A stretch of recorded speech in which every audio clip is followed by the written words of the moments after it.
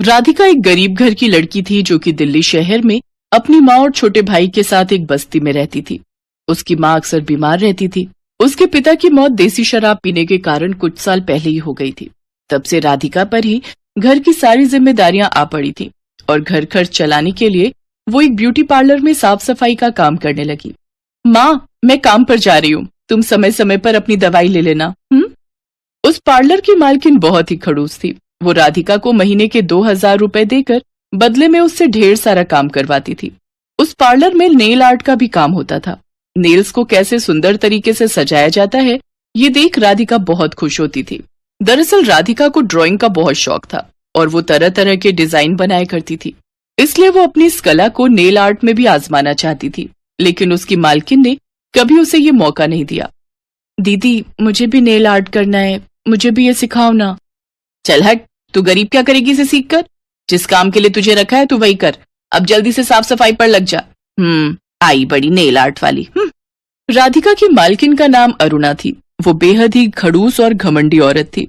उसके पार्लर के लोग तो उससे दुखी थे ही, साथ ही उसके घर वाले भी उससे परेशान रहते थे। एक रोज उसका पति, अरे अरुणा, मेरी शर्ट पर ये बटन तो लगा दो। खुद ही लगा लो, दिखता नहीं है मेरा कितना सुंदर नेल एक्सटेंशन हुआ है? उफ, तुम्हारे इन सब ड्रामों से तो मैं तंग आ गया हूँ। बहू, मुझे बहुत भूख लगी है, जल्दी से खाना दे दे ताकि मैं दवाई खा पाऊं। खाना? लेकिन खाना तो मैंने बनाया ही नहीं। एक काम करो, आप खुद ही बना लो, और हाँ, मेरे लिए भी बना देना। इसके बाद मुझे पार्लर भी पहुंचना है। ओफो, ये और इसके मुंह ये नेल्स। भगवान ऐसी बहू से सबको बचाए।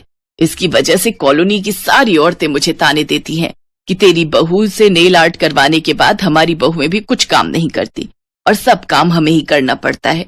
उधर पार्लर में काम खत्म होने के बाद राधिका चुपचाप अपने घर चली जाती है। फिर घर जाकर वो सबके लिए खाना बनाती है और अपनी माँ और भाई को खिलाने के बाद खुद खाती है। राधिका का रोज का रूटीन था। वो घर का कामकाज निपटाकर झट से काम करने पार्लर चली जाती।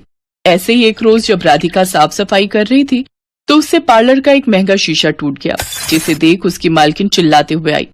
गरीब नालायक कहीं की, ये तूने क्या किया? मेरा इतना महंगा शीशा तोड़ दिया।